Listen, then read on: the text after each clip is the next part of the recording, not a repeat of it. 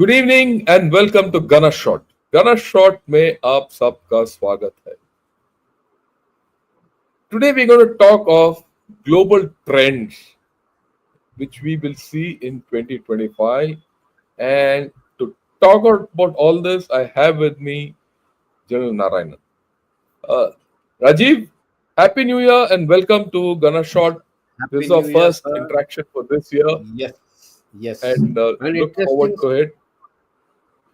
Yeah, So I just to just put things in yeah, please go ahead. नहीं नहीं आप बोलो आप बोलो. Yeah, to put things in context, I mean, put things in picture for everyone. Let me put it across. A lot of new things are happening globally. They are happening geopolitically. They are happening technologically. They are happening diplomatically and economically. Countries are rising. Countries are following. They are even happening in terms of births and global population. So things are changing. If 2024 was the year of the elections and democracy and all that, it is my view, right, that 25, maybe even 26, 27, these 3 years, the trends which we will see this year will go into the next and the next year. And we're going to see some major changes in the global environment, right? And I think it's just starting now. That's my view. And I thought I needed someone really intellectual to talk about this. Not everyone can talk about this subject. And that is why I asked General Rajiv Narayanan and said, look, I'll give you a few ideas. You put your own and we will talk of it. And that's where we are. So what I'd request General Narayanan is let him he will put up an idea which is a trend. He'll give his views. Maybe I'll add on to some of his views as we go along. And then we'll see where this conversation takes us. And it probably by the end of the hour, we'll be very clear what the trends are. So without much ado and much delay, Rajiv, the floor is yours, all yours. So a brief overview I would give on 2024 basically has been very tumultuous in all spheres. There was economic collapse. You are witnessing of the global north. There's a gradual collapse going on thanks to COVID and Ukraine war. PRC's economy is in a total tailspin. They don't know what to do. There seems to be a power struggle on within PLA and the CPC. The US is also facing a slowdown. The last financial year complete, they have a annual January to December. The growth was just barely touching 1.5%, which is Yeah. quite low. Which is quite low. And we see the rising shadow of radical Islam in EU. It had started. Europe, it had started. You're now seeing some hints coming into US. Just around New Year, you had 3 explosions and was 2 explosion, one driving through, one explosion. So there is a churning going on. And you see the unending Ukraine war and the expansion of the conflict in West Asia with the Assad government having fallen down. When we look towards ourselves, despite all the internal issues that you have, you are still growing and growing at a healthy rate. Yes, a little less than 7% that you were early talking of. People are now talking of 5 to 6%, but you're still growing. But you have a very turbulent neighborhood. A new one has come towards the east. 2 of them, I would say, if I include North Myanmar also. But last year, you found the global south was trusting you more than the UN. And the functioning of the UN itself was coming under scrutiny. with the coming back of Trump, we can expect more of a struggle transatlantic between MAGA and Europe. And it will have an impact on Europe. How much can they push back against the American MAGA? I will touch upon American MAGA, that where is this American MAGA going to take place? Can it happen? Or what are the challenges for it? Then you find a very interesting, France for the first time has lost its hold on Western Africa. Yeah. They controlled the complete economy of Western Africa, and quite a lot of money used to come from that. Quite a lot of uranium they used to take from Western Africa. That is gone. They have not yet spoken about their currency. The currency was dictated by France, CFA, Currency Francois Africa, which is franc. And it's the African franc, to be precise. Like you have Canadian dollar, Australian dollar. This was West African franc. But are they able to do it? Because that is managed from France. And you find with the fall of Assad, there is a alignment which is coming up in Syria. I'll touch more on it here, where you have on one side Israel, Saudi Arabia, and UAE, and in the other side you have Turkey, Qatar, and Iran. So this is some rough alignment that is coming out. And neighborhood mein you're seeing the problem Pak is facing on its Afghan border, and it's getting quite desperate, quite bad. They are getting suicide bombing and everything. Just today morning, like what they had Yeah. done to us in Kashmir, same thing happened. IED suicide bombing with a car on a convoy of Pak army which was going. And abhi bhi casualty figures are still coming. You find that when Syria was to go, it appears as if a tripartite deal was done between US, Israel, Russia. Of course, they took Assad on board, because now the two bases that were there, Latakia Tartus. and pardon sir, Tartus. Tartus. Tartus.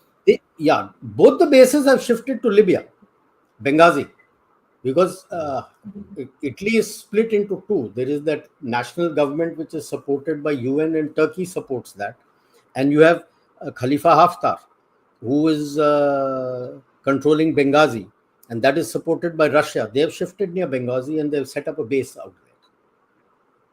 So it means that this tensions will shift further into North Africa. Do we see something getting embroiled in North Africa?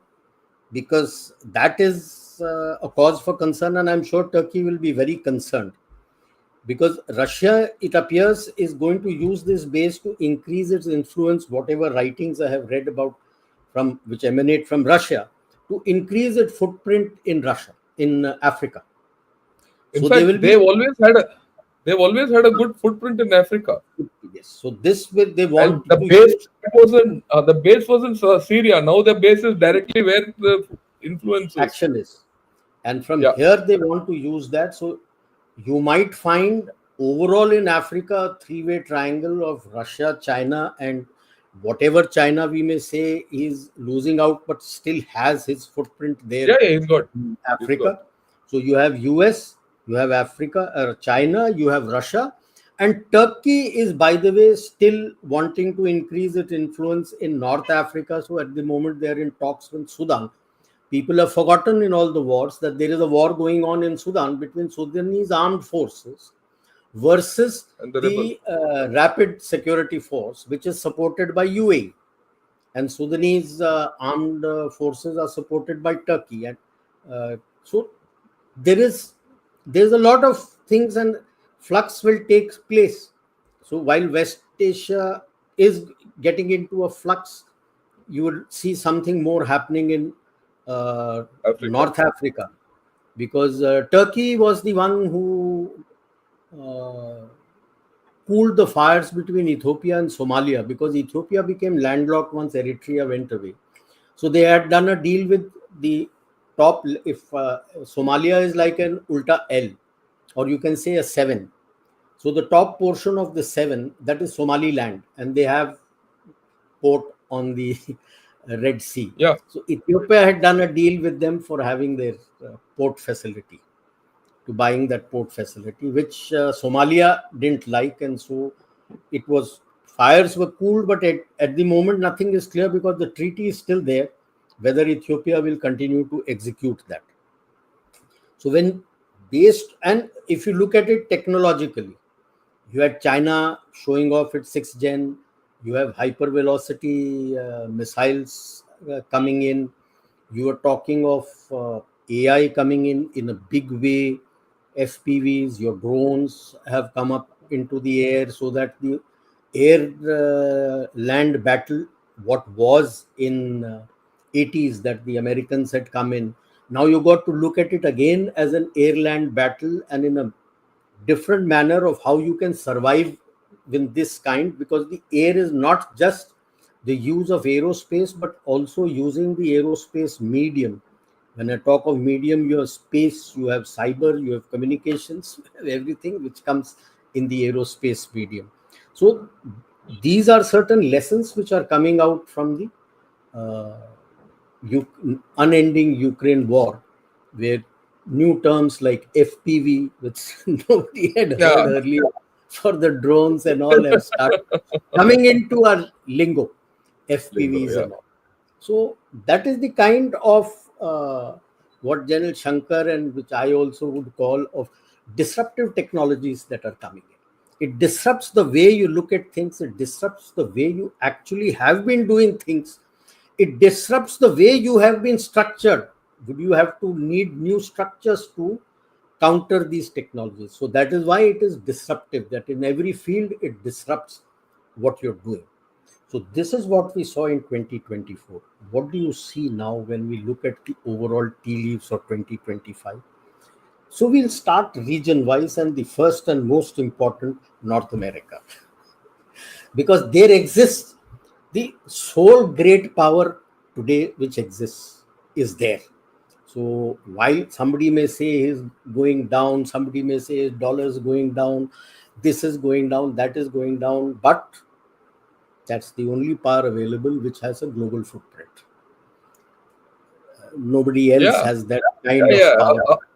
Yeah, and I want to qualify that by saying they have 118 military bases all over the world. They have the capability of controlling the complete choke points And of the world. and we are not talking of the 600 plus lily pads. Really, so Bases. Lily pads are bases also there. When you include the there, lily pads, it is over 800. 800, and he's got a global footprint. Yes. No one else has it. Way back in 90s, when they became the sole superpower, there was talk of prompt global response initiative. Yeah, Now, this is the prompt global response initiative, but over 800 bases come lily pads, that anytime he can move in and quickly respond globally to anything, anywhere, if he wants to. I yeah, bring that with a big if. yeah, yeah. It's his. It's for his interest. I mean, let's be In very clear his about this. interest. Yeah, So, but here comes the great disruptor, as the, another term for president. I call Trump the great disruptor, because I think he lets out more than what he's being asked to let out, whatever you tell him. But I'm sure now Elon Musk and Vivek Razan and JD Vance have to be careful of how much they brief him, because he can't keep anything in his stomach, it comes out. And he preempts quite a lot of things. But on the other side, the Democrats are not rolling over. Just today, the most hated man on earth by the nationalists, George Soros, was given the Medal of Freedom. And yeah. there He's been is, funding the Democratic Party. yes. So Yeah, So that is going to cause a lot of tumultuous internal issues. 10th, let us see, because the DOJ is threatening to pass the case on some case if he has of some money issue, that they're going Yeah. to pass a judgment on the 10th. So that is also there 10 days before he is to be sworn in. External, the kind of things he has brought in, that I'll bring in tariffs, I'll do this, I'll do that, you have to buy this, you have to buy that. That means the external scenario is also tumultuous, that he is already doing, plus whatever else is going on. How is he going to do it? All his election campaign, he kept telling, when one day I'll sort out the Ukrainian problem. Now he's taking a back step and say, no, no, it will take its time. What will he do in West Asia? How much can he solve? What all can he solve? Because the battle lines are very firmly drawn, north and south of the Persian Gulf. And it is becoming not so easy to manage. The just north of it, Canada, it is becoming a haven for all the gangsters and drug leaders and terrorists and all who are there. And they are facing a problem. And so that is why Trump had also said it is not just the south, he wants to have a barrier towards the north so that illegal migrants don't come in. But how many illegal migrants have already come in? There is no control. You have no clue who all have come in. And these three attacks just after the new year, one way mowed down the people, then that bomb explosion outside Trump when he used the cyber truck, and there was one more, I think, knife attack or something which happened. Uh, that I think is a premonition of certain things to come. It's not going to be hunky dory, because the worry is like Gavin, the the governor of California, is passing a California. law that it is illegal to ask for photo identity when you go to vote. That means anybody can go and vote. Even the illegal migrants can come and vote. There is no check. Now that is going to be an issue. MAGA, H1B visa, tariff war threat, shale oil and gas. MAGA, like I will explain MAGA, Make America Great Again. He wants to make his factories here. So why did the H1B visa become an issue? Because his own people, when they come to select them, the issue is opening a factory, fine. You may have the best of the managers and best of the scientists. Who manages the floor? Who manages the machines? Who will repair the machines for you? That's a forgotten art.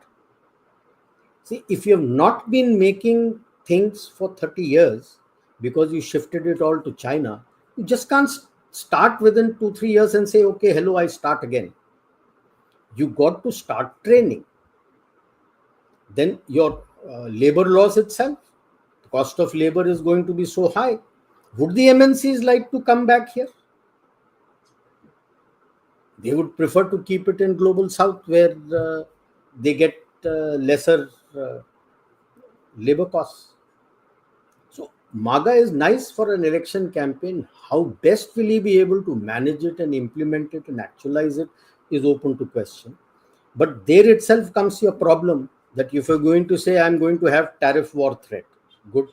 It's nice to, sounds very nice being anti-Chinese to say, I will raise the tariffs for everything 100% or 60%. But has he realized your mass trade is low and medium tech? Most of it comes from China. It is going to hit your own people's purchasing power. Then what do? Will people be happy with you? That if the cost of living shoots up? So these are, I don't think these are issues that were thought through by the Republicans. It makes nice talk for elections, but it has its impact when you try to do these things. It has to be nuanced and balanced, and only in certain sectors you may be able to do it, not across the board the manner in which Trump is saying. So that's why I was saying that maybe Elon Musk, Ramaswamy, and JD Vance need to tell him only as much which they can accept, that he goes and shouts through the roof. Otherwise, it's calling for trouble.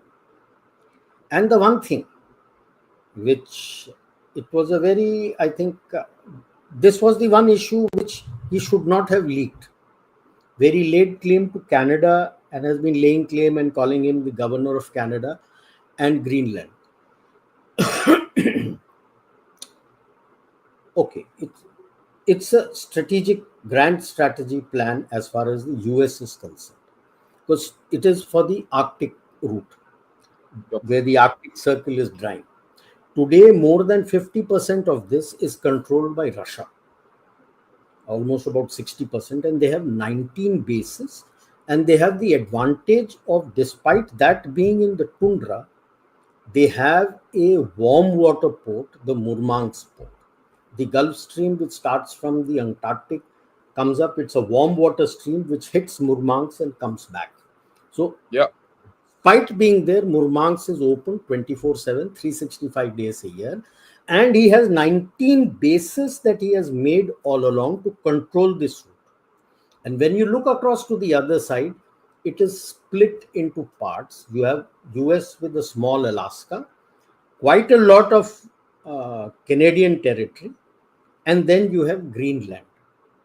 And of course, Norway, it's part of NATO, and supporting it now, Finland and Sweden have also joined in. Norway has a base. But if you take Alaska, Greenland, Canada, and Greenland, then he has an adequate number of footprint on the other side of Russia. So then it balances out.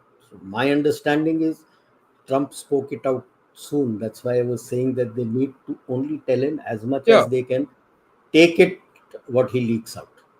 You don't need to take charge of that territory. You need to get them on board and get your bases there. Like at the various places, they have the bases the world over, and even the lily pads. They're not US territory. They've taken permission and signed treaties and alliances to set it up there. Yeah. Canada is already in alliance with you. You can set it up. Get Greenland quietly into NATO. Denmark is already there. Set up the bases. But ये चीज वही कह रहा हूँ ना, उनको सोच समझ के बोलना चाहिए ट्रम्प को, ज्यादा नहीं बताना चाहिए, because he can't keep these things in his mind. Now, going with Americas, let us come down straight to Central South America and the Caribbean. All are facing economic stagnation or meltdown. And there is an open, you could say, competition for influence between US and China. There is growing Chinese footprint in Latin America, and the US cannot wish it away. The only government which is working towards something, quite a lot of the countries there are socialist, is the Argentinian government under Javier Milei. Melee. But he has taken a chainsaw to cut away the socialism. So he's reduced the government departments from 18 to 8. He's privatizing his public sector. But just imagine, the public sector was the one which gave jobs. So the jobs are not there at the moment. And the best part where people are still giving him support to what he's doing is because he has controlled the inflation. Pesos. Otherwise, the people used to say that the day we got the salary, that same day we would finish our salary to buy anything and everything for the month, stroke if you're getting for a week, whatever you wanted for a week, because the value of the peso would have gone down the next day. So the first day when they got the money, let us say they were paid on a Friday, you had no money available with you till next Friday. If you had any crisis, you had no money. But that he has controlled to a large extent, and he has controlled the food prices to a large extent. But there's still work to be done, a lot of work to be done. Brazil, which is again another big economy, is still struggling. They are still struggling. The Latin and Caribbean states are, Latin American and Caribbean states are eagerly looking forward if they can join G20. Like the Africans came in. But the advantage with Africa was that there is one union, African Union. There's So no you just, Latin American Union. yeah, so there is nothing called a Latin American or Caribbean Union. There are multiple of them. together, either together, small countries together, or with America, and like that. They have multiple entities, something like what we have in Asia. So that is the whole problem that is there. Like, apart from the G7, in G20, they one entity was EU. So under EU, so many other countries came in. Samely, you have AU. Similarly, you have AU. So under AU, a whole lot of countries have come in. There is nothing available there unless they make one, which is not likely, because but they're looking that the manner in which we had orchestrated it and pushed it, and now it is walking down, the others are also walking down the same path this year also. They hope that they could be able to get a better future, but it's open. Europe, inexorable economic decline. बोलेंगे नहीं आपको खुल के. COVID handling, both economically and health wise, was very bad. And on top of it came Ukraine war and blind support to Ukraine, and start giving the money, stopped the gas. So the economic decline has started. And in this, if people have read Paul Kennedy's beautiful book, The Rise and the Fall of Great Empires, Yeah. empires, he talks of a 400-year cycle, that after that you decline. So if you look at Europeans, the 400-year cycle is over. 17th century onwards was when they started colonizing and dominating the globe. And we are into the 21st century. So if we go by that analogy, which he had uh, studied various empires, the European hold is going very badly. Like Germany is their main industrial hub, and it was the automobile hub. It is collapsing. Volkswagen, Mercedes, they're all putting out jobs, they're cutting jobs to the range, and Bosch, which is was making all those tools and everything for automobile industry, from 7,500 to 10,000 jobs, and a population density as what they have in a country, if you lose almost about 20-30,000 jobs, is quite a lot when you look at the kind of uh, working age population you have. And that is across the board. France is also facing UK. I was just reading, which was that bank H, some H, it was starting with H. It's a UK bank, and that Britisher has written that he had his account there. He wanted to draw $30,000. He was asked a question by the bank, "Why are you drawing? Why do you want to withdraw 30,000?" He said, "Damn it, it's my money. It's not your problem." He said, "No, you've got to fill in and say why you want it. Otherwise, we're not giving you 30,000." Is this the situation of British banks? Britain is also facing a problem. As on date today, Germany, France, UK, Sweden, Denmark, Netherlands, Italy, Spain, they are facing recession, stagflation. And I'm not surprised that the FCAS, the Future Combat Air System program for the sixth generation, which is being done by France, Spain, and Germany, and the GCAP, the Global Combat Air Program, which is done by UK, Italy, and Japan, both want you, because it costs money. If you're running out of money, then they're looking towards you. Look at the way Spain and Germany are fighting tooth and nail for our submarine Yeah. contract. Navantis and other one. Thyssen Group, I'm forgetting. Yeah. Thyssen Group, sir. Navantia and Thyssen Group.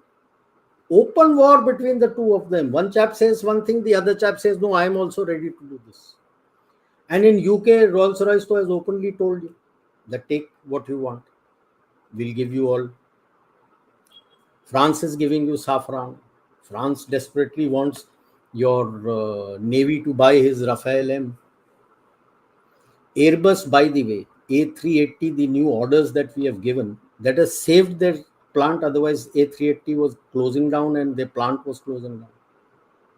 ये हालत है. Your orders are what is sustaining Boeing in US and Airbus in UK. It's not for nothing that World Bank and IMF say that the global economy depends on you.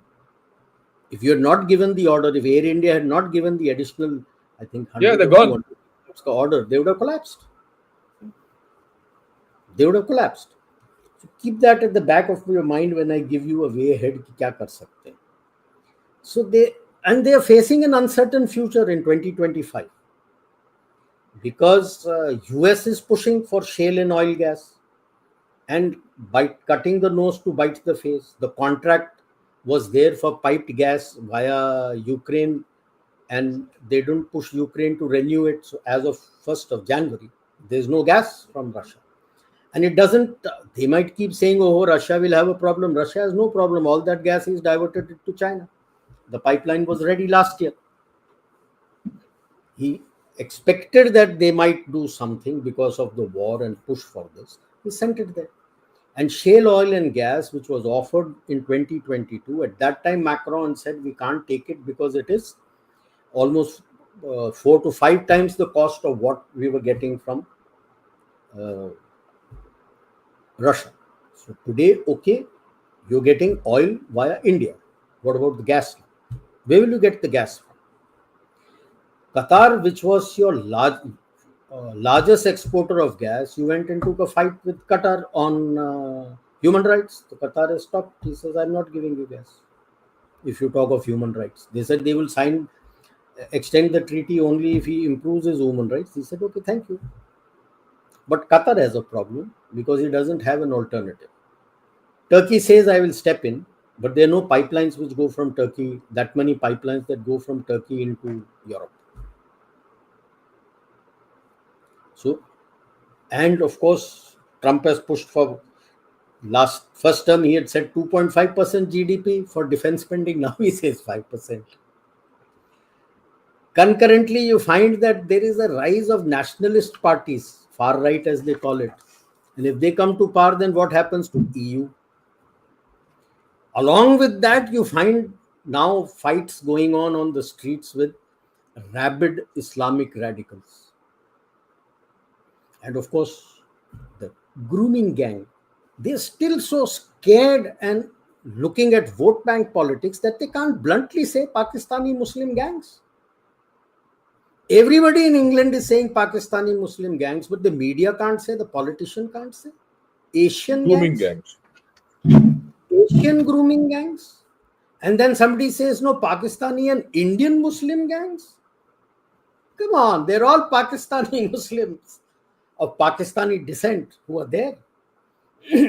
How can they say anything to them when the leader of that group has been made a lord? Lord Hashim, kya Ahmad Hashim something. He's a जो भी है, lord. They made him a and that lord. mayor of London is another Pakistani descent. Mayor of London is there. There are so many of them there. Just for votes. And they talk about death of democracy here. What death of democracy? There's death of society, everything, death of everything in UK. How are they going to manage it? And will it give rise to centrifugal forces both in Europe and UK? Europe means EU goes. UK means will Scotland say, no, I'm going to kick out all my Muslims? By the way, the first minister of Scotland is a Muslim of Pakistani descent.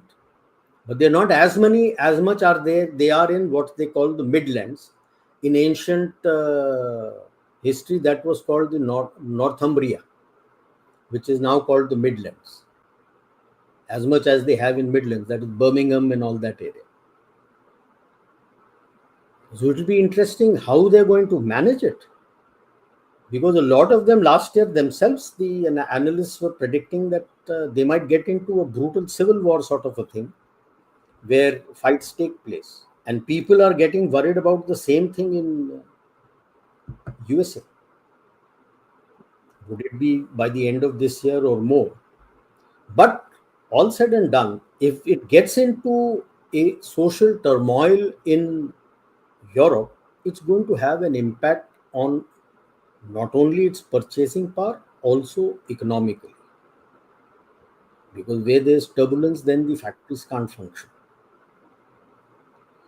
and it will have a direct hit on global economy. Got to think what you can do. So, in amongst Europe, only the Russian economy is somewhat stable, but it only brings defense technology and cyber. Only those issues it brings, it adds value and brings to the table. Normal geoeconomics, it doesn't add value and bring to the table. So, it being stable, the value addition is not that much. As far as Europe was concerned, it was bringing technology to the table, whether it be defense or across the board, whatever technology was there. And it was providing you with geoeconomic stability. The moment the turbulence takes place in Europe, like we say of China, yes, it will have a geoeconomic impact. Are we ready for it? We have to look at Africa also, because the resource, quite a lot of resources come from there. So, like I said, there is the rise of US influence to counter China, and now Russia is also coming, and now Turkey is also coming. The Sahel and Sahara, that is North Sahara, that is North Africa region. This is the unsettled belt, and a little bit in central area, which is your Congo area. Rest is not that much unsettled. But these are the areas which are very resource rich, but don't have much of infrastructure. When the SDGs were given in 2015 to be completed by 2030, a lot of bulk of the money was going for infrastructure, water, energy, for these things. It's not there. So if you just open the map of Russia and say the railway lines, roads, just have a look at it, you'll find it missing across. And if you look at the Google Earth map at night, it's generally dark. It's generally dark. That tells you that development has not reached there. So there's a lot that needs to be done there. And but with the return of France and Turkey and China being there and US being there, apart from West Asia and North Africa being in a flux, will you find Africa also getting into a flux? Each side would like to have a country, a leader of their choice out there, like it was earlier. So you got to look out for that. As far as Asia is concerned, West Asia, we have already said the conflict has Yeah. expanded. Syria, Assad is gone, the conflict has expanded. Suddenly you find Hamas and Hezbollah, or on a low key, the Houthi is coming up.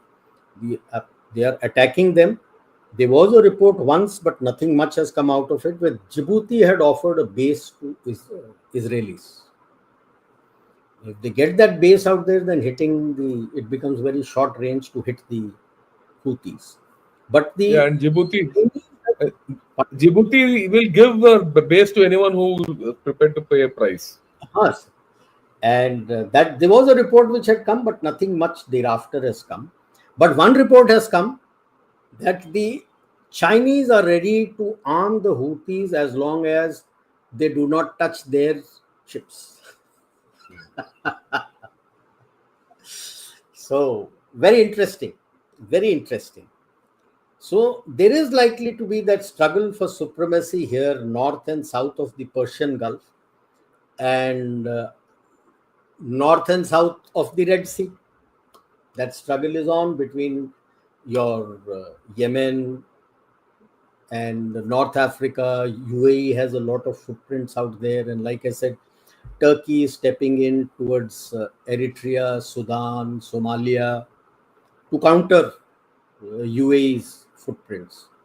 So there is a struggle for supremacy which will come up quite a bit, will start evolving in 2025.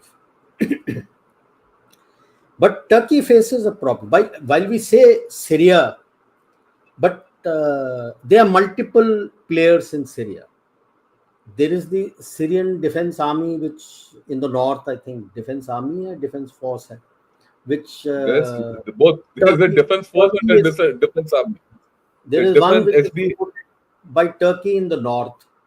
Yeah, Then you have the Kurds in the it's good. east. They are fighting. As far as the HTS force is concerned, it's all along the Coast. west coast and a thin strip of land coming towards Damascus. Rest of the area is open to contest for anybody. Khulla hai. This is the scene in Syria. It's broken up into parts and each struggling to gain control, with the Kurds being supported by the US. So Turkey itself is facing a lot of economic issues. All is not hunky dory, and it faces troubles. The Iranian hardliners, of course, are feeling the pinch because they're generally feeling isolated, other than because even in Iraq, voices have started coming up against Iran's control on them, especially in Baghdad area. And Qatar, when push comes to shove, Turkey, Qatar, Iran, I look at Qatar as the weakest link because America has a base there. Yeah, So that's the the central weakest command link. is based there. Yes, The sir. So central when the command headquarters is there. so when the push comes to shove, uh, they might drop out and play to the US hand. So that is where things are, and it looks like the push in 2025 will slowly start to defang the hardliners in Iran. And what can they do to their nuclear ambition? What will happen? Hardliners are not going to give up in a hurry. So it's interesting to see what US and Israel do in Iran. I don't think Saudi Arabia or UAE or Turkey will get directly involved in issues relating to Iran. What will be the borders of Syria finally? Because Israel has gone north of the Golan Heights and along the border out there. Aim is to cut off the link between Israel and Lebanon. has that has been in a way achieved. But what will be the final borders of Syria? What will be the future of Lebanon? Okay, you say that you have reduced the hold of Hezbollah, but is the Libyan army ready to take on the Hezbollah armed forces? They don't have anything. So, what is going to be the future there? What will be the borders of Lebanon? And in this, while everybody says yes, two state, two state, two state, as far as Israel and Palestine is concerned, where is this Palestinian state going to come? Do not forget, in his first term, Trump had unequivocally given West Bank to Israel, recognized Jerusalem as the capital of Israel, and shifted his embassy there. So will he accept West Bank with Palestine? So where is Palestine going to be? Everybody glibly says yes, two state, two state. MBS all the while used to say two states. He used to say PLA Authority and Gaza. His last statement, he has just said no, there's two state. Gaza is not mentioned. West Bank PLA Authority is not mentioned. So where is the state going to come? Nobody has identified that. Will they push Jordan to take it onto the East Bank? Open to question, because till that doesn't get resolved, I don't think it is going to be easy to resolve your West Asian issue. That needs a resolution. Where will the millions of all these people, where will they go? That has not been shown as yet. Some idea you can get from an article which was published in the American Armed Forces Journal in 2006. It was an article written by Lieutenant Colonel Ralph Peters, redrawing the borders of Middle East. It gives you an indication of what the American view has been. Though he had written it in 98, I got a copy of it in 2004 when I was DA in Tajikistan through the American embassy. I had discussed it with them, and I told them that a lot of blood will flow if you try to do this. It's not so easy. So if you forget that in First World War also so much of blood flowed before all these borders were given. You don't agree to Sykes-Picot. You want your own borders. Blood will flow. Blood has flowed, but And more will flow. More will flow. more more will flow if you're trying to redraw this.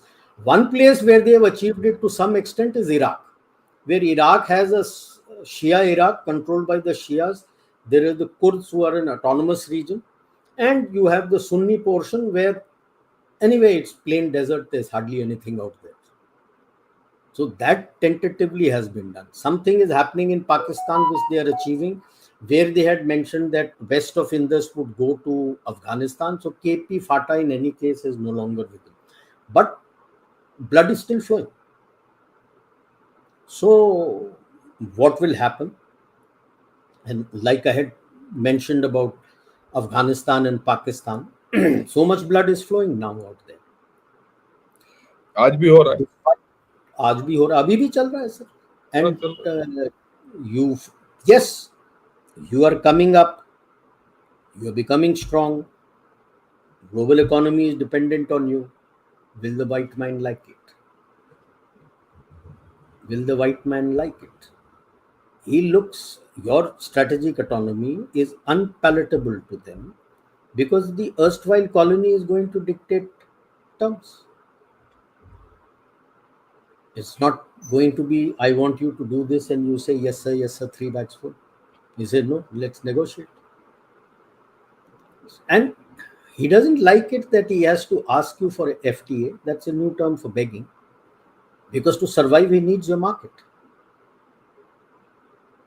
But the issue is, if his own country is going to be in a turmoil, what will he deliver in FTA? Then we have to remember why North Myanmar and Bangladesh had to happen. If you step back and look at it, Pakistan had to be taught a lesson for the 20 years of perfidy, of where they ran with the hares and hunted with the hounds. So when the Americans just pulled out from there, they handed over all the weapons to the Afghan Taliban and they sustained them. The last report from there is close to 80-85 million every month they are still giving them. And they are sustaining their equipment. So that is how you find all the fight going on across the Durand line and into KP, Fata, Baluchistan. That's, you've kept him busy. In fact, the reports that are coming out from Pakistan is that Pakistan army now doubts whether the Sindh regiment and the Baloch regiment and the Pashtuns there will fight. So large chunks of LET have been sent there to fight, to help them. Now, if that be the case, how can you be given a peace dividend? Plus, now add to this, they did everything for Taliban. A lot of drug they were controlling out there. They've destroyed close to 90% of the poppy fields. So the only other place where the drug money was available is the Golden Triangle to your east. And this is the lesson they learned from the Iran-Contra affair. Because if you are doing all your black ops through money which has been sanctioned by the Congress, you are answerable to the Congress. But when you use black market money, that is not given by Congress. So you can do your black ops anywhere that you want. Now, Manipur, one of the reasons why it flared up, I won't say that was the only reason. One of the reasons, major reasons why it flared up was Biren Singh destroyed 50% of the poppy fields out there. That was a thriving drug route that was available. China was controlling it. So North Myanmar, the three brothers and TNLA and what is that? NMMA and Arakan Army, that had to happen. But now they control it. They have bias towards you. They want to have good relations with China also. They've realized that both sides you have big neighbors. US is, God knows where he is. They've come and met you. They had a 1 week discussion here in Delhi, and they openly said they are open to Sitwe. They're just close to Sitwe. The Tatmadaw, that is the Myanmar's armed forces, have only two bases left there. One near Sitwe and one near Kyakpu, which China has. They had warned them. They had given them, I think, till the beginning of this month. At the moment, they have not gone. It depends. Will they be attacking them to remove them or not? Because they are in talks with both India for Sitwe and China for Kyakpu. Because if they control that pipeline, China will be paying them money, no? Transit fees. And they're also okay for your Kaladan multimodal project from Sitwe, because Multimodal. then Yeah. transit fees you will be paying them. But now that has gone up in flames. So they tried their level best to influence the June vote, our own elections, so that it is not that whether NDA will come or India alliance will come, it's got nothing to do with that. They want a weak coalition at the center, whether it is NDA or India alliance, because when there is a weak coalition, then you can squeeze the center better to follow their policies. वो हुआ नहीं, वो हुआ नहीं, तो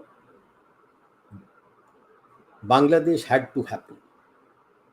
Peter Haas, I've told in other channels also. Peter Haas, who used to be the ambassador of Bangladesh, is now the head of the Yeah, he's Bangladesh come Oil. back. Pardon, sir? Yeah, the head of the Bangladesh Oil and Gas Commission. No, no, he's come back as the yeah, Head of oil and gas. Yeah, Oil and Gas Commission. That's what I'm saying. yeah. But I at agree that with you. point in time in June last year, he was their ambassador. Moment your results And then came out and they found there's not going to be a weak coalition, planning had already begun कि वहां पे regime change कराना है. They could have done it in January itself during elections. A lot of pressure was there. They let it be. Why I'm saying this was going to happen? The only thing that the Bangladeshis had going for them was the garment trade. Peter Haas belongs to the Levi's family, who make Levi's jeans. In June, Peter Haas, along with the Levi's heads, was already in India to sign contracts to relocate the garment from Bangladesh to India. June. All the troubles have started from August. They signed the agreement in June. So you have Chennai, that is your Tamil Nadu, Coimbatore, Tirupur. You have Gujarat.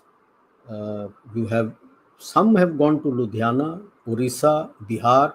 The complete garment industry, they came here in June, July, August, and they have signed all their future agreements. What was being made in Bangladesh was the old contracts which were there. All contracts have come into India. That means they already knew that this had to be done, but their own MNC and garment industry on the other side will get hit. So they came and did the deal here and did the regime change there. And I really don't know. Mullah Yusuf didn't see through this game. He was sitting in France at that time. He should have read the tea leaves that what is happening. And that is the reason why you're collapsing. There is no economy left. There's nothing left. So the because of that, that is not happening. I feel 2025 you will have many more attempts at disturbing your internal stability. They're not very happy with China for having pulled back from the LAC, because it gives you a free space to concentrate more on internal stability, improve your defense modernization, your defense posture, your defense reorganization. Because even if China wants to come back, China, like what he did during COVID, that if you're facing an extensive internal turmoil, he'll come to attack thinking that you will not respond. He had to blink and go back. So he may wait for a year or two to come in, but that does not stop him joining hands along with Pakistan and the and others who don't Bangladesh. want you to be strong, and Bangladesh, to create internal problems for you in your northeast and main heartland India. ये आएगा, कोशिश रहेगी. So far east में you find that despite China floundering in its economy, he is not scrounging on allocation of funds for PLA modernization. Yeah. In fact, Now, he's whether increased the it. development is functioning, not functioning, that's a different issue. It tells you that he is not stopping on his funding, and his aggressiveness along the eastern seaboard has also not stopped.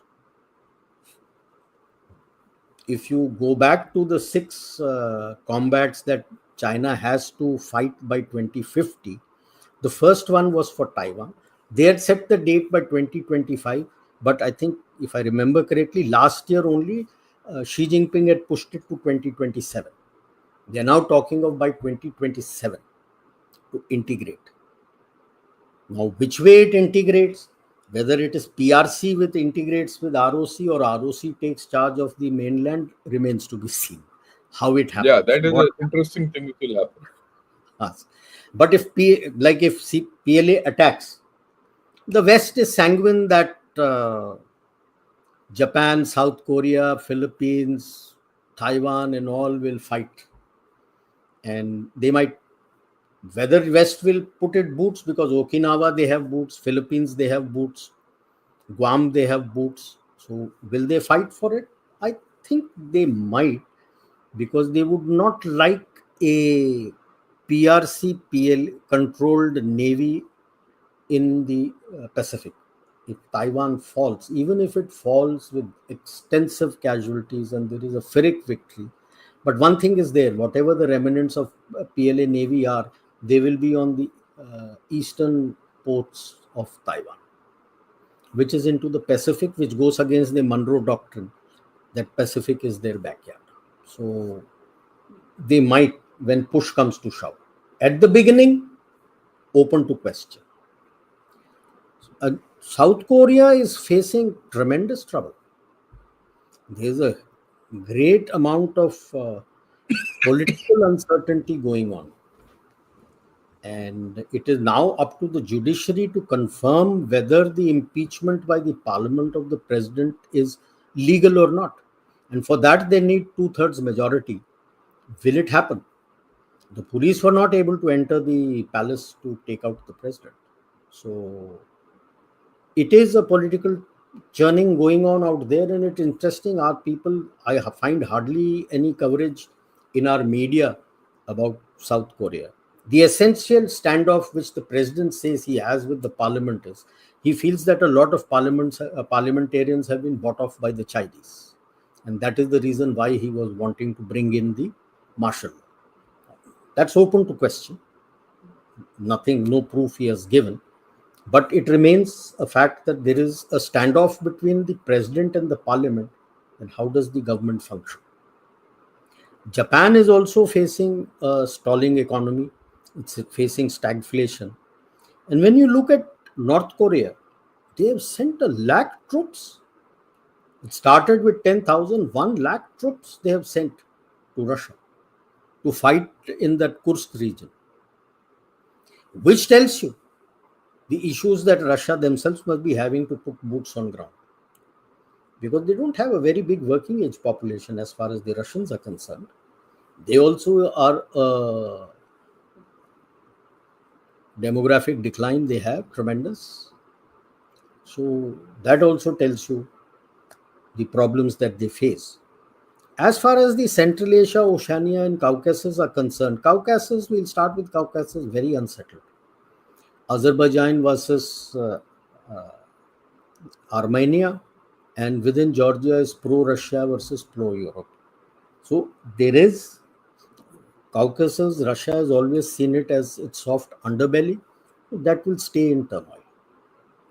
To keep the West would like to keep it in such a turmoil so that they'll be able to have a dilemma as far as the Russians are concerned, because from there you get a direct link into Dagestan and Chechen and all those turbulent areas, Tartary and all that turbulent areas, where which is Muslim predominant.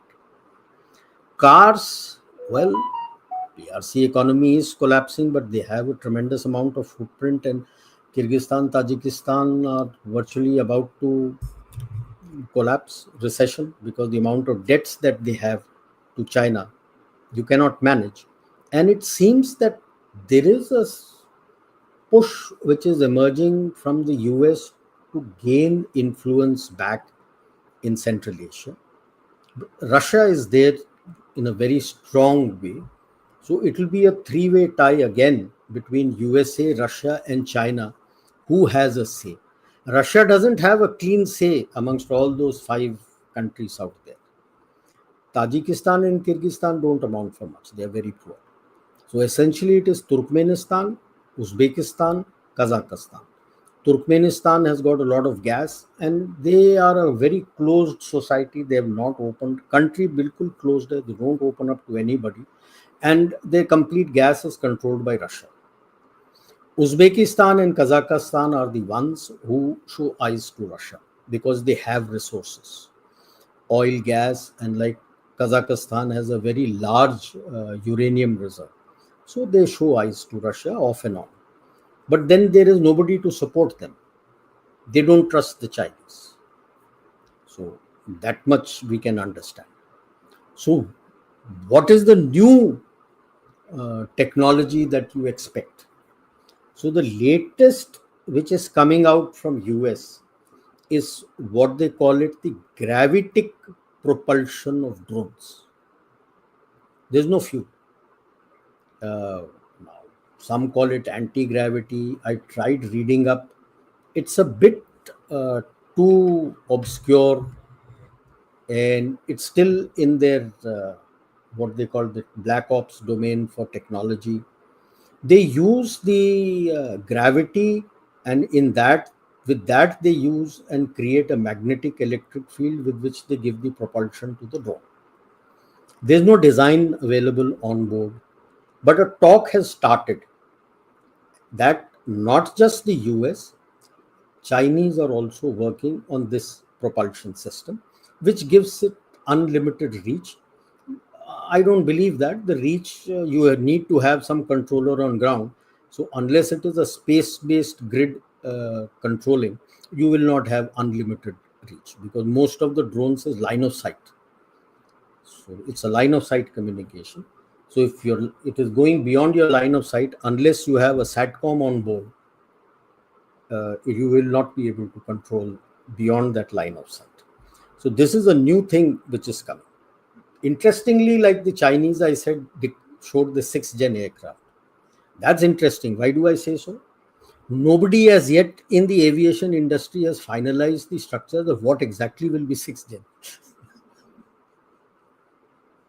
What all is to be included in 6th gen, that itself has not yet been finalized, and China says I have thrown up a 6th gen. Good. But the classic case is their engines don't have power, so he has put 3 engines. So he has 2 intakes on the side and 1 intake on top, and he expects with 3 engines and these intakes it will be stealth. So you're muted, sir. You wanted to say something. I was just, why I laughed off. It was quite hilarious because I was just waiting for you to talk about the 6th generation, which I think is a huge fake.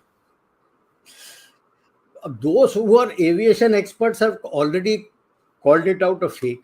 But the first thing all experts have agreed on is that as yet the aviation industry itself has not yet finalized what constitutes 6th generation.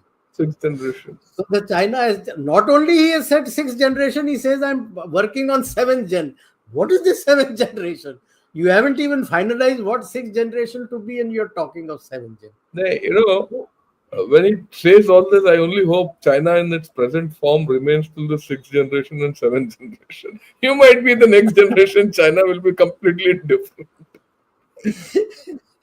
So, yeah. Other one which is coming more and more, not on EV, but there is a lot of chatter which is coming out on hydrogen engines.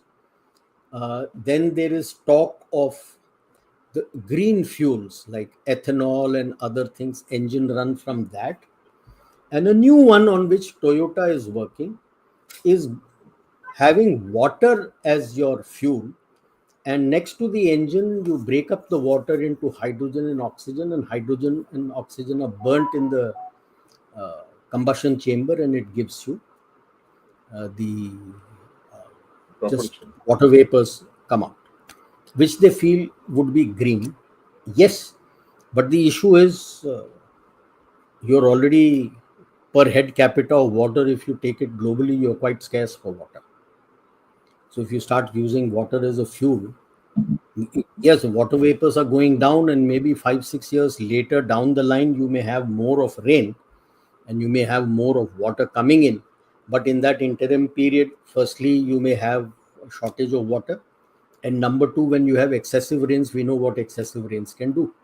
Are you prepared for that? So, but these are the new technologies that they are bringing in, and they are talking of Elon Musk, I must say, is talking of a hypersonic aircraft, passenger aircraft. So that he says from San Francisco to Delhi in 40 minutes.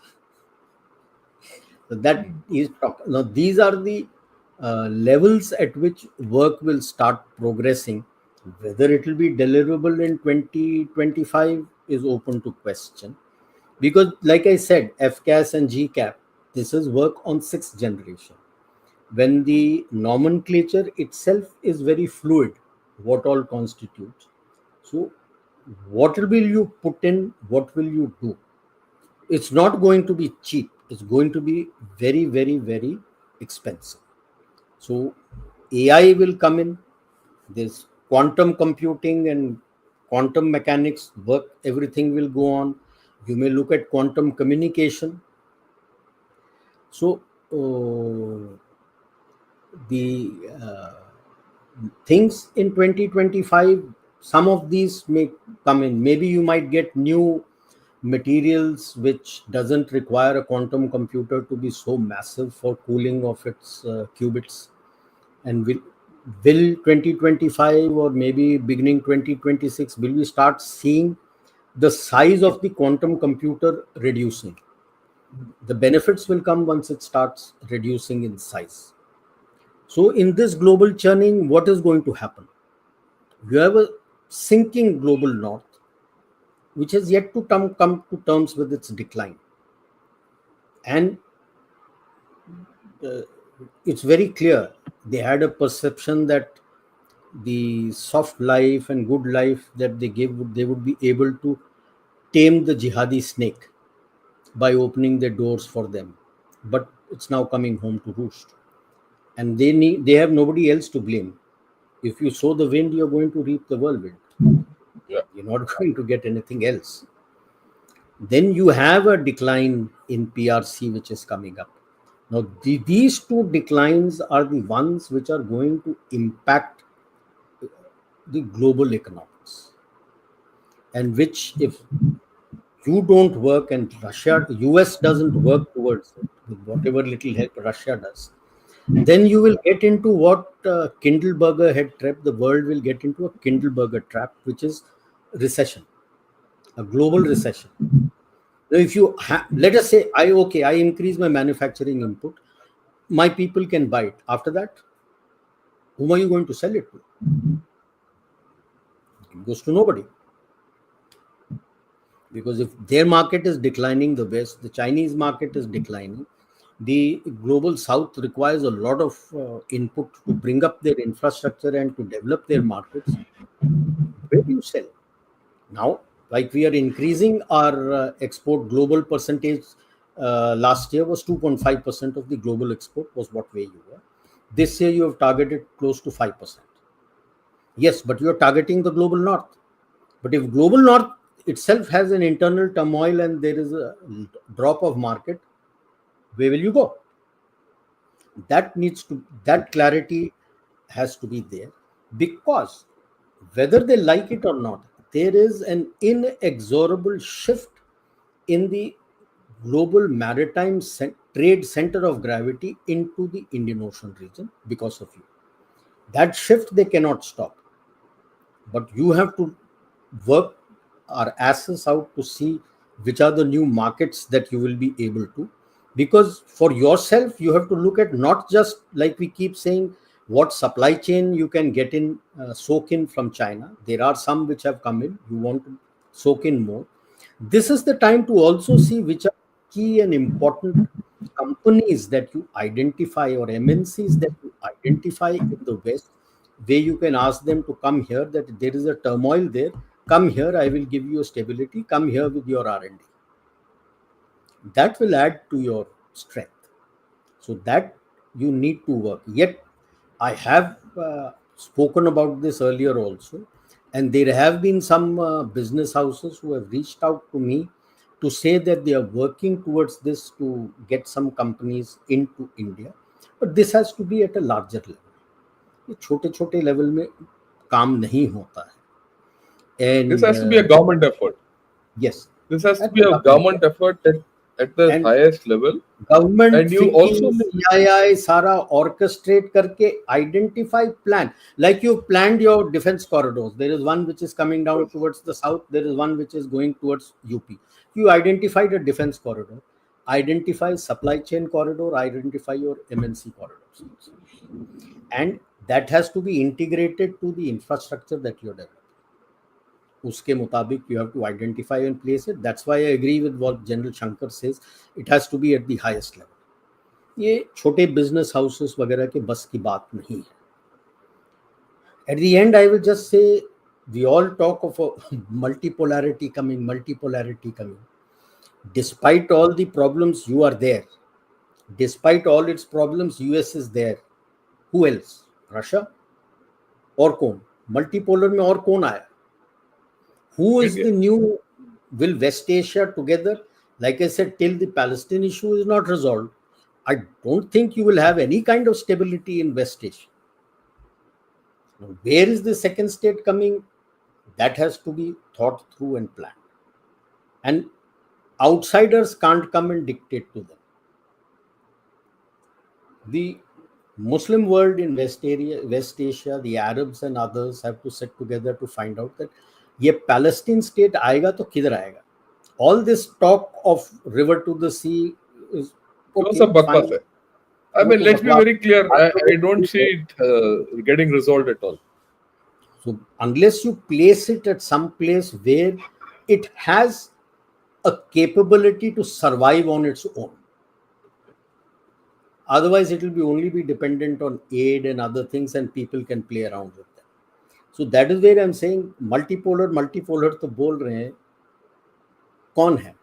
If Europe is going to implode and become, EU will break up, then who? You are there, US is there, to some extent Russia is there. Who else? Is it tripolar world? So we need to think on these issues. These changes are not going to come now, 2025. It is going to evolve, and maybe around 2030 or something, it will start getting clearer that what is this kind of global order you are having. And to avoid that Kindleberger trap, we have to start working along. You have to start speaking with sensible minds in US, because the last time the Kindleberger track happened, the US refused to step in because the European powers did not want US to step in. They were the only great power available at that time after the First World War who could have helped economically. They didn't want, they wanted their own power, they didn't have the resource.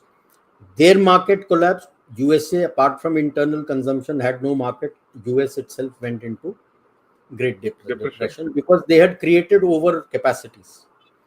Our problem is not that. We have not generated over capacities as yet. So अभी इसीलिए वो warning है कि भाई देख के capacities अपना बनाना यहाँ पे इंटरनल कंजम्पशन के लिए तो है. What is the market and what is the condition of the market? So do your dime, pestle, whatever analysis you have to, and strategic risk analysis for where the markets are, what kind of funding and other things you need to develop new markets. इसकी planning पूरी करनी चाहिए. So I finish. Yes. Yeah, I thanks a lot. Look, guys, all of you who listen, what till Rajiv Narayanan, if I simplify it, he has given you the global geopolitical scenario of the future multipolar world. A lot of old poles are going to collapse and new ones are going to come up. And this movement will start has started happening now, right? Some amount of turmoil which happened in 24 will continue this year, but that turmoil will define the future. That's the first thing which I want to say.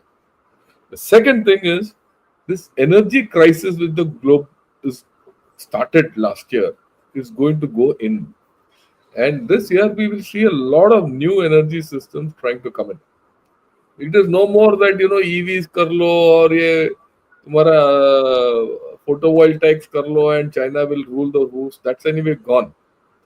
Okay. And this great thing of manufacturing which China has got is going to start collapsing slowly. It has actually already started collapsing. Though I find a lot of, today, a lot of Chinese, these days, incidentally, Rajiv, it's interestingly, gunner shot is the latest fad of Chinese. Because, You're on the hit list fixed line. yeah, a lot of Chinese are talking, and you see, they can only talk of manufacturing and nothing else, right? And you also see effect of global warming. Global warming is going to open up the North Arctic sea lanes.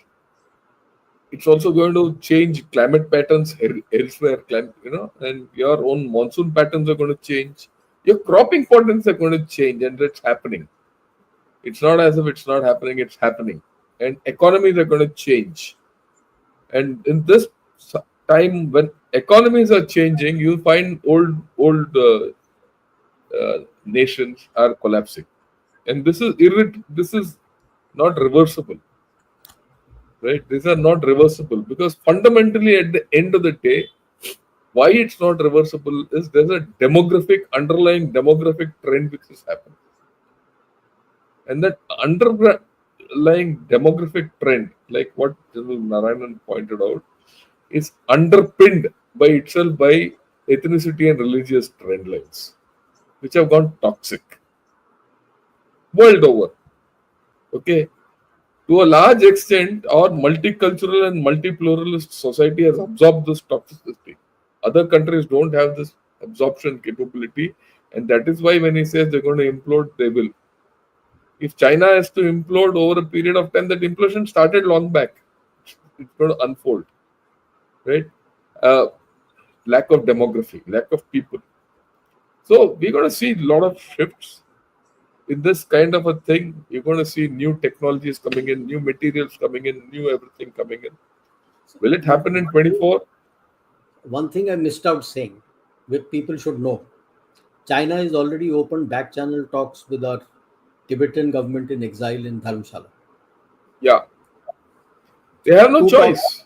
two round of talks has already taken place. Already done. They have no choice. If you see today in the Chinese media, they themselves are talking. Okay, and China's desperation is very clear. They want to build that dam on Ganges. Oh, no, sorry, That Brahmaputra. Yarlung Sangpo. Actually, it Yeah, is from uh, Pato is the place on the, as you are facing it now, that is the end of the Himalayas. There is a yeah. big hill field, mountain called Namcha Barwa. Kamcha So Barwa, around it, this near this Great Bend, is the great bend where Yalung Sangpo bends and comes down vertical into Arunachal. Called it's called Siang. Kepangla. Yes, That young and through Siang, Kepangla. Kepangla. On Kepangla. either side, the Goyorla and Kepangla are the two Kepangla, yeah. passes. And the basic issue that he's taking is on the left is a place called Palto, Palto, and on the right is that Metog County, Medog County, the last county which was without connectivity, which they made with that Golungla tunnel. So that drop is from 2200 meters height to 800 meters. It is. So it is that gravity fall which he wants to use to create electricity. But, and this is not something new, this the German scientist had come there in 2006. The technical expert, he had made that. But the only issue he had is that when you generate this kind of electricity, you don't have people to use that. Use it. Yeah. There is nothing there to use it. There's nobody there to use it, because No. immediately east, no, sir, immediately east of this Great Bend, there are 68 glaciers, Correct. Kangri Karpo Correct. glaciers. There are Yeah, I 60. agree There is with a you. pass called Kangri Karpola, and on the other side there are 68 glaciers from which comes the forms your Lohit River. The Lochochu and Rongtochu, they join together and come through Dichu Pass and come into India as Lohit River. So there is nobody who lives there. Yeah, So I go with you. he generates this for whom? Look, the way I look at best, he has to take water down to Yangtze Basin, otherwise he's dry. Yeah, from And to here he do may that, try to do something, but how yeah, does he? but you know, The issue is, sir, how does he cross look, glaciers? How do you take water look, across glaciers? the way I look at best, it might be I'm now to do kite flying on his behalf, right? He has to take pipelines across, and those pipelines, water pipelines, down, and those will have heavy lift pumps, and for those lift pumps, you use this electricity. That's the best app. That's the best I can think of. Because Otherwise, no when man you or dog. look at, there are five mountain ranges across Yeah, which he has to get, even if he has to get to Chengdu. Five mountain yeah, I ranges. agree with you. No, Rajiv, I completely agree with you. I am not Good saying luck I'm to not him, sir. even contending. I'm aware of that region. So I've been there, like you have. I mean, you are been there more, and but I am aware of that. But he's got no other. There, I don't see any reason why to construct a stupid dam out there, which will induce earthquakes and change the weather patterns in Sichuan. Very highly seismic zone. Yeah. So, so the you'll see when when a country starts taking such desperate steps, the writing is on the wall. Where does he have the money to invest? It's Money to going do to all cost that he him doesn't have. billions of dollars. We know it. This is like a sixth generation fighter aircraft. We leave it at that. Okay, right. So this is what folks we're gonna see. I'm not going to take questions today because I thought a lot of your questions I will take on in the next open hour. Keep it. Those of you, and of course all the guys from Pakistan and China who are now coming and trying to troll, keep trolling. It doesn't matter. You have to understand your manufacturing is going down the chute, and you are yourself going down the chute, and be happy there. Okay, I'd like to thank Lalit. Let me put it. Yeah, I'd like to thank Lalit. Lalit, as always, Lalit is an investment consultant from banker from New York, and he keeps following Ghana shot because it helps him. So actually, what I'd like to thank you, Lalit, for coming and putting yourself up. I'd like to tell everyone there are people like Lalit who watch Gunner Shot not for day-to-day things, for the future, Future. where we forecast things into the future, right? And I'd also like to tell everyone the very fact that all these Chinese and Pakistanis are now flocking on to Gunner Shot, you understand it's hitting them. We are Then showing we are them a talking mirror about and a sense, which is sense hurting them. and hurting them, right?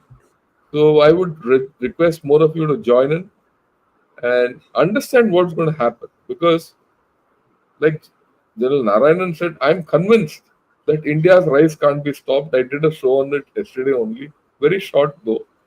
And secondly, we are going to be a central feature of many things which are going to go global, right?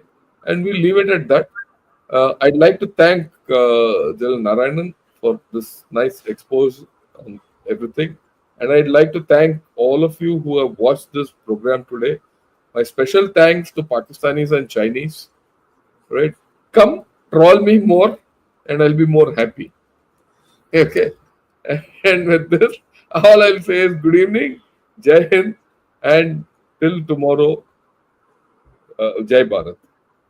Jai Bharat.